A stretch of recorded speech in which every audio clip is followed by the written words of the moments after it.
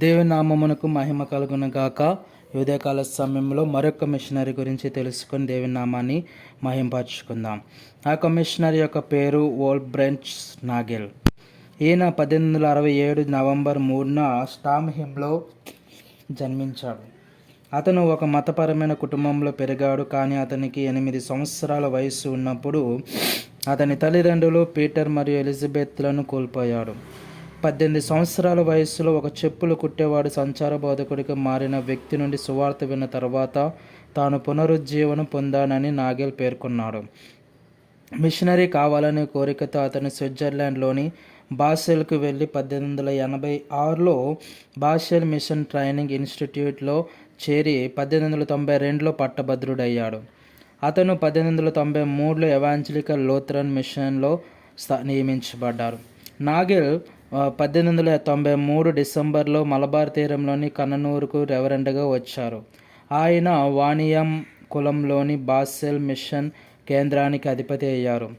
వానియం కులంలోని Basel machine పాఠశాలలను చిన్న తరహా పరిశ్రమలను నడపవలసిన భారం స్వతంత్ర పరిచర్య చేయాలన్న ఆయన లక్ష్యానికి ఒక అడ్డంకిగా మారింది.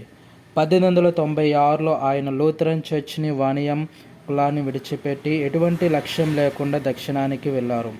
తన ప్రయాణంలో ఆయన కున్నం కులంలో ఒక ప్రార్థన కేంద్రాన్ని చూసి క్రొత్త విశ్వాసి అయిన పరమేల్ యూటుప్ను కలిశారు. భారతదేశంలో క్రైస్తవ మతానికి పురాతన కంచుకోట అయిన కున్నం కులలో తన పనిని ప్రారంభించాలని ఆయన నిర్ణయించుకున్నాడు. స్థానిక సమాజంలో భాగం కావడానికి అతను మలయాళం నేర్చుకున్నాడు. అతను మలయాళంలో రాయడం మాట్లాడడం వల్ల కున్నం కులంలోని సమాజం అతన్ని తమలో ఒకరిగా స్వీకరించింది. ఏప్రిల్ 1, 1897న అతను కున్నం కులంలో ఉపాధ్యాయురాలిగా పనిచేస్తున్న ఆంగ్లో ఇండియన్ అయిన హ్యారియట్ మిచెల్ను వివాహం చేసుకున్నాడు.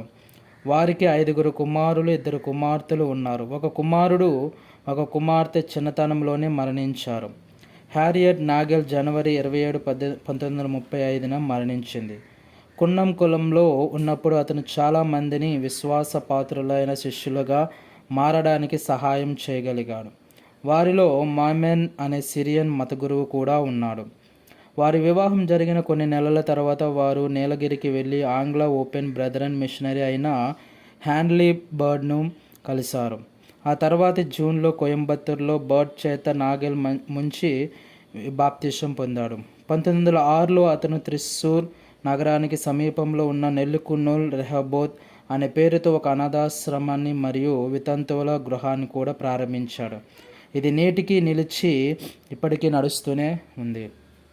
1914లో నాగెల్ తన స్వదేశమైన జర్మనీకి తిరిగి ప్రయాణించాడు.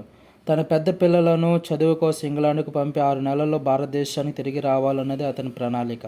కానీ మొదటి ప్రపంచ యుద్ధం ప్రారంభం కావడం అతని రాకను నిరోధించింది.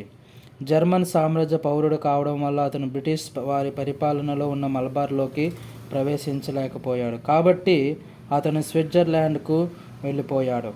హ్యారియట్ మరియు 3 పిల్లలు మలబార్ తీరంలో ఉండగా 2 పెద్ద పిల్లలు ఇంగ్లాండ్లో ఉన్నారు. 1917లో పారావూర్లోని అసెంబ్లీ ఫెలోషిప్కి అతను పంపిన లేఖ మలబార్లోని ఆత్మల కోసం అతని హృదయంలోని ఆరాటాన్ని ప్రతిబింబిస్తుంది. ఆ లేఖలు ఈ క్రింది మాటలు పేర్కొన్నాయి: నా అత్యంత మధురమైన సంపదలు భారతదేశంలోనే ఉన్నాయి. నా హృదయం అక్కడే ఉంది. కానీ అతని కోరిక నెరవేరలేదు. అతను పక్షవాతంతో బాధపడి మంచాన పడ్డాడు. వీడ్నెస్ట్ బైబిల్ కళాశాలలో బోధిస్తున్నప్పుడు నాగెల్కు పక్షపాతం వచ్చి 1921 మే 12న మరణించాడు మరియు అక్కడే ఖననం చేయబడ్డాడు. హ్యారియట్ జర్మనీకి చేరుకొని అతని బాగోగులు చూసుకోగలిగింది. ఈ విధంగా ఈ యొక్క నాగెల్ మన భారతదేశానికి వచ్చి కేరళ ప్రాంతంలో విశేషమైన సేవా పరిచర్యను ఆయన మన భారతదేశానికి అందించినారు. ఆమెన్.